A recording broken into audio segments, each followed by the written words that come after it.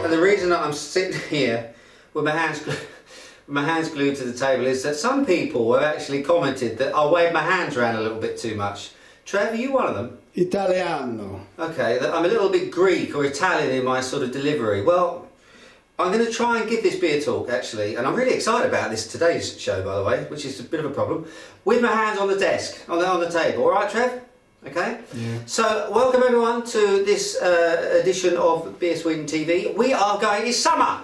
It's not quite summer, it's April, but it's kind of summer here at BeerSweden HQ because we've got 2 bottles of summer beer from those lovely chaps, hello everyone, you know who you are, from Sigtuna. Both these beers have been brewed at Sigtuna. One is actually a Sigtuna beer, the other one is a Wicked Wine, Stefan Gustafsson sort of mashup.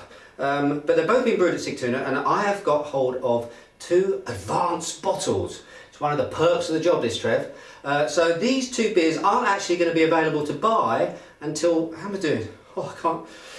Until May the 3rd, alright? So you've got a little wait, but I thought I'd give you a sneak preview, a world premiere, as it were. Okay, so the 2 beers that we're going to try, the first one that we're going to try is Mohawk. Can I get my hand, can I take my hands off the desk table to pick the bottle up? Do what you like. The first, oh, so much better. The first beer that we're going to try is Mohawk Summer. Oh, Trev, pay attention. Can you zoom into this bottle, please? Can you see that? It's Mohawk Summer IPA. Okay. This is the 3rd in the trilogy of Mohawks. The first Mohawk that came out, I don't know if you remember, was a rye Mohawk. The second one was an extra IPA. Do you remember that one? 127 IBUs. That was a real fierce sort of IPA. That was beautiful. I rated that, I think, 4.5 out of 5. Loved it. This is the 3rd one in the family, in the trilogy. The last of the Mohawkans. Ha ha ha. Trev, that's good that. If someone's going to steal that somewhere along the line, I bet you I'll see that headline somewhere. Probably Expressen or something like that. Last of the Mohawkans. Saw it here first. Heard it here first. The second one we're going to try, Sigtuna, is the Sommerwit, which is a summer wheat beer. Belgium style, but obviously with that little Sigtuna twist to it. So without further ado, I'm chuffed today. I'm really chuffed today. You know why? You know why I'm chuffed today, Trev? I'm going to pour this little one up. Because you got the beers first. Not only did we get the beers first, and I love that. Any other brewers who want to send beer first to BeerSweden TV, please feel free to do so, because I love it. Right, zoom in on this, look. Can you see this? Can you just smell the hops there just bursting out this thing? Yeah, lovely little colour. Quite, actually, a little bit opaque, a little bit hazy. I think it's a little bit kind of, well, it's got a sort of honey sort of colour to it. A little bit sort of apple juicy as well. So there's a little bit of sort of haze to this one, a bit of smog involved in it all. Okay, now, obviously being an IPA, I'm expecting lots of sort of fruity, sort of citrusy notes. There are some American hops in here. Kel Surprise, that seems to be what everyone's doing these days. Rather unusual one actually in here called Palisade, which is an unusual hop. You don't often get it. I can't think of another beer that I've had recently that has it in it. Quite earthy, so that's bringing something new to the table. Let's give it a whirl. Yeah, and what I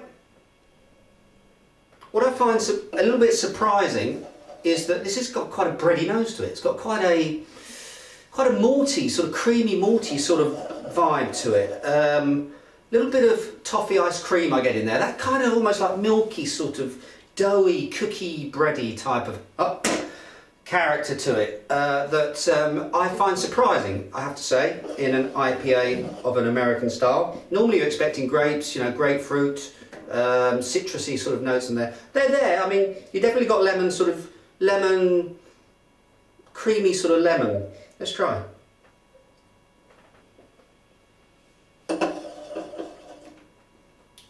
Yeah, and you've got it there too, biscuity. You've got the malt. There's malt there. There's a substantial amount of malt. Oh, and here comes the hops.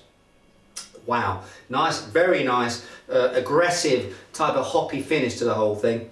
Orangey fruits at the front, dried apricots I'm getting. It's dry hop, this beer, which means actually it sits on hops, which gives it just that extra little bit of, you know, Trev, that little bit of more, like that. Oomph. Bit of oomph. So you're getting, I think it's Simcoe, I think it's Magnum, and then you've got this Palisade hop. and yeah, it delivers that sort of bitterness to it. So I like it. I think it's solid. I think it's very non-typical of a, well, I say very non-typical, but a little bit non-typical of American IPA. More character than I'm used to, but you know, great stuff. If you like hops, this has got a nice little finish to it. I'm going to give it, Trev, because it's summer-ish. This is summer here. I'm going to give it 3.5, a solid 3.5. Barbecue beer, absolutely. I can see me downing quite a few of these in the next few months. Good stuff. Okay, the second beer that we're going to try is, let me just zoom into this, Trev, is the Sommer Wit. Lovely picture there of a field of wheat. Got to get better at the aim. That's one thing I've got to try and do this summer. Okay, let's pour this thing up. Now, wheat beers, they're going to be cloudy. They should be. So don't worry, it's not infected. There's nothing wrong with it. Bang on, look at that. Glorious. Lighter in colour than obviously the IPA. Of course, different styles of beer we're talking about here. Almost sort of hay coloured, straw sort of coloured. Lovely looking beer. Bleached white sort of head to it. Now with wheat beers, if you've been on the blog, you know that we've done a little bit about wheat beers recently. In fact, the last episode, Trev, we did wheat beers. Okay, so let's give it a whirl. And the first thing that comes straight to mind is this is no banana bonanza beer at all. There's very little banana vibe going on. One of the things you often get from wheat beers, big hit of banana, particularly in the German varieties. But in this one, which is a Belgium tribute, bang on style, because there's not the sort of big banana nose on it at all. Herby, definitely herby. Creamy sort of lemon again. A little bit of a crossover there maybe. But it's like lemon cheesecake.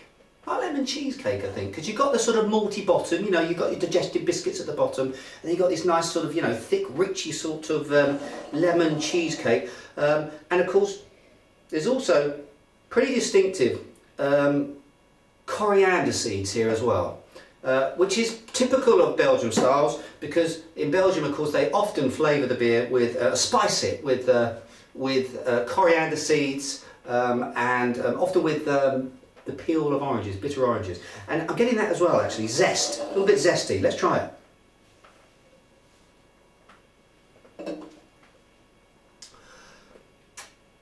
Get your shorts, Trev. It's summer. Lemon, balanced, light, uplifting. Have I got a smile on my face now? This puts a smile on my face, this beer. This is summer.